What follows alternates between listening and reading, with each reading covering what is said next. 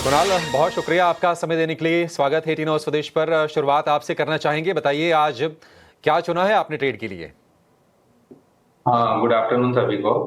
Firstly हम बात करेंगे इंडेक्स पे। तो अगर आप इंडेक्स देखोगे कि आज मंथली एक्सपायरी है तो काफी फ्लैट कारोबार है इंडेक्स पे। डेटा भी अगर आप देख लोगे तो 22,600 के जो कॉल राइटर्स है काफी एक्टिव है। सो आई थिंक रेजिस्टेंस बहुत ही स्ट्रांग है, तो 22,600 तो आज सरपास नहीं करेगा। और डाउन साइड पे 22,500 के पुट राइटर्स भी एक्टिव है। तो मुझे लगता है 100 पॉइंट की रेंज है जिसमें शायद निफ्टी एक्सपायर हो जाएगा। आज कहीं ना कहीं जो स्ट्रेंथ मिली है वो बैंक निफ्टी से। क्लियर कट 48,500 400 का जो सपोर्ट जोन है वहां पे उसने डिपेंड किया है। हायर एंड पे इमीडिएट रेजिस्टेंस 49,000 है। तो बैंक निफ्टी भी आज मुझे लगता है 500 पॉइंट की रेंज के अंदर ही एक्सपायर हो जाएगा। बैंक निफ्टी एक बार 49,000 निकालता है फिर एक रैली स्टार्ट होगी जो बैंक निफ्टी को 49,700 के लेवल्स तक लेके जा सकती है। सो बैंक निफ्टी पे व्यू बुलिश है और बाय ऑन डिप का अप्रोच रखिए। 48,500 आपको एक स्टॉप लॉस रखना है और मेरे टारगेट्स रहेंगे 49,700 के हायर एंड पे। जहाँ तक स्टॉक्स की बात है, दोनों तरफ बाई की आइडिया है जो नजर में आ रही है। फर्स्ट है Bajaj Finserv. I think structure काफी स्ट्रांग है, heart of high bottom formation है। वापस स्टॉक ने अपना एक रिसेंट स्विंग हाई निकाल दिया है, तो यहाँ से तेजी और भी बढ़ती जाएगी। तो आप करंट लेवल्स पे भी बाय कर सकते हो। 1890 का आपको स्टॉप लॉस रखना है। हायर एंड पे मैं 1980 और 2000 ये दो टारगेट देख रहा हूँ बजाज फिनसर्व में। सेकंड स्टॉक है जो बाय साइड पे है वो है भारती एयरटेल। कल के ट्रेडिंग सेशन में हमने बुलिश एंगल्फिंग का कैंडल देखा था जो रिवर्सल है। उसके बाद आज फॉलो अप मूव दिखा है। स्टॉक अपने 20 डीएमए को ब्रेकआउट करने के वर्च पे है। आई थिंक यहाँ पे भी एक मोमेंटम कैरी होना चाहिए। सो यहाँ पे भी एक बाय की सलाह रहेगी। 1648 के आसपास चल रहा है। स्टॉप लॉस आपको रखना है डाउन साइड पे 1620 का। जो फर्स्ट टारगेट मैं अपसाइड पे देख रहा हूँ वो है 1685 और सेकंड है 1700 का। ठीक है, देखिए दोनों के दोनों शेयर जो कुणाल ने बताया आपको, वो खबरों से लिंक्ड भी है। एक तो एनबीएफसीज के लिए जो रिस्क वेटेज घटाया है आरबीआई ने, उसका बेनिफिट मिल रहा है। हम देख रहे हैं बजाज फाइनेंस को भी, बजाज फिनसर्व पे भी। बजाज फिनसर्व को चुना है कुणाल ने 1980 और 2000 रुपए के टारगेट के लिए। 1890 रुपए के स्टॉप लॉस के साथ आपको ये खरीदना है। और आज हम देख रहे हैं कि चौतरफा बाइंग है आज एनबीएफसी स्पेस में। सारे के सारे जो फाइनेंशियल काउंटर हैं जबरदस्त तरीके से चल रहे हैं और लीडरशिप ले रहा है श्रीराम फाइनेंस। 5-5.5% की तेजी है, निफ्टी का टॉप गेनर भी है।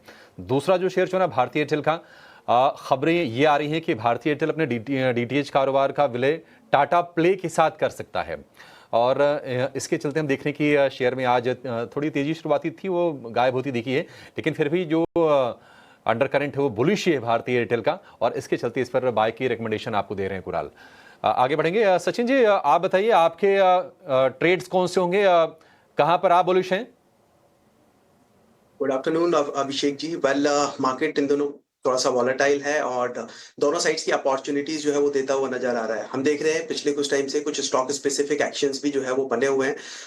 तो एक स्टॉक्स यहाँ पर पहले बाइंग के लिए सजेस्ट करूंगा, जिस स्टॉक के अंदर प्रॉपर्ली एक लोअर साइड से एक अच्छी रिकवरी हमने आती हुई देखी है। स्टॉक का नाम है एसबीआई कार्ड। रिसेंटली भी अगर हम देखें तो 820 के आसपास के लो टेस्ट करने के बाद में स्टॉक के अंदर वापस से जो है वो एक रिकवरी मूव कंटिन्यू होता हुआ नजर आया है। स्टॉक ऑलरेडी अपने ब्रेकआउट्स के वर्ष पर है, साथ ही साथ में राइजिंग वॉल्यूम्स यहाँ पर क्लियरली देखने को मिल रहे हैं। मुझे लगता है कमिंग डेज में एक स्टॉक के अंदर अच्छा खासा अपवर्ड मोमेंटम्स कंटिन्यू हो सकता है। सो एसबीआई कार्ड के अंदर एट करेंट मार्केट प्राइस पे बाइंग करने की सलाह रहेगी। डाउन साइड में 823 का एक स्टॉप लॉस लगाना रहेगा। अपसाइड मुझे लग रहा है एक बार 900 910 वो लेवल्स जो है वो एक अपसाइड में जो है पर्टिकुलर स्टॉक्स टेस्ट करता हुआ नजर आ सकता है। मेरा दूसरा स्टॉक यहाँ पर जो है वो सेल साइड में सजेस्ट करूंगा because of the market conditions, और स्टॉक का नाम है कॉनकर। यहाँ पर मार्च सीरीज में फ्यूचर्स में शॉर्ट पोजीशंस बनाने की सलाह रहेगी। ओवरऑल स्ट्रक्चर देखें तो काफी वीक है, daily as well as weekly charts के अलावा अगर मंथली चार्ट्स पर भी फोकस किया जाए तो 700 710 के आसपास के लेवल्स थे जो कि इस मंथ में ब्रेक होते हुए नजर आए। काफी मेजर ब्रेकडाउन्स मंथली चार्ट्स पर यहाँ पे देखने को मिला है। स्टॉक का स्ट्रक्चर ऑलरेडी वीक है, पिछले कुछ टाइम से कंटिन्यूसली यहाँ पर सेलिंग प्रेशर बना हुआ है। मुझे लगता है फर्दर और सेलिंग यहाँ पर कंटिन्यू होती हुई कमिंग डेज में नजर आ सकती है। सो कॉनकर में मार्च फ्यूचर्स में शॉर्ट करने की सलाह रहेगी। At current market price approximately 658 660 के आसपास में चल रहा है। अप साइड में एक स्टॉप लॉस रहेगा 681 का। लोअर साइड में दो टारगेट सजेस्ट करूंगा। पहला टारगेट रहेगा 635 का और दूसरा टारगेट होगा 620 का। ठीक है, कॉनकॉर को बेचने की सलाह है और 635 620 के दो टारगेट होंगे, 681 रुपए का स्टॉप लॉस और एसबीआई कार्ड जहां पर हम देखने की अच्छी लॉन्ग की पोजीशन बनी हुई है और लगातार मोमेंटम ये शेयर है भी पिछले 3 सत्र से लगातार चल रहा है। और अगर आप इस साल देखेंगे ना तो इस साल की शुरुआत बहुत अच्छी की थी एसबीआई कार्ड ने। जनवरी से अब तक बाजार का मोमेंटम भले कमजोर थोड़ा रहा है, लेकिन एसबीआई कार्ड करीब 25 से 26% ये शेयर चल चुका है और स्ट्रक्चर अच्छा है। ये बाई की साइड का, कॉनकॉर सेल की साइड का, एक बाई एक सेल आपके लिए सचिन की तरफ से। ओशो जी आप बताइए, आप क्या खरीद रहे हैं या फिर बाई सेल दोनों आपके पास ये सचिन की तरह?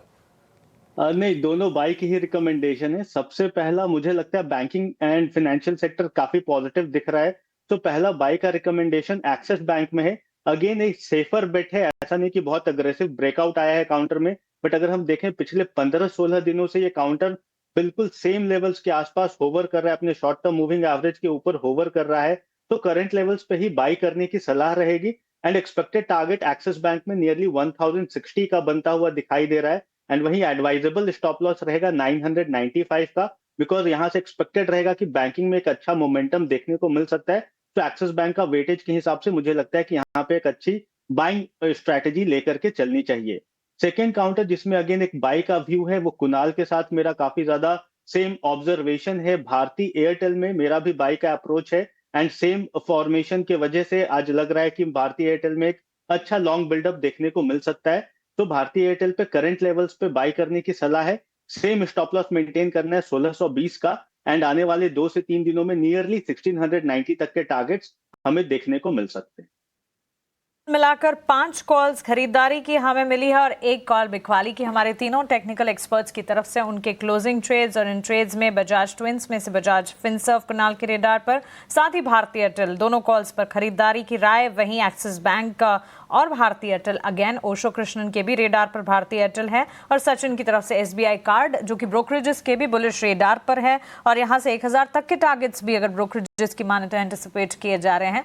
इस पर सचिन की राय 910 के टारगेट्स। वहीं कॉनकॉर पर बिकवाली की रणनीति 635 और उसके बाद 620 तक भी नीचे जाने की संभावना यहां पर नजर आ रही है। लेकिन मार्केट के सेंटिमेंट्स को इस वक्त अगर समझने की कोशिश करेंगे, स्टॉक स्पेसिफिक ऑफ कोर्स आपको यहां पर रणनीति मिलती दिखेगी।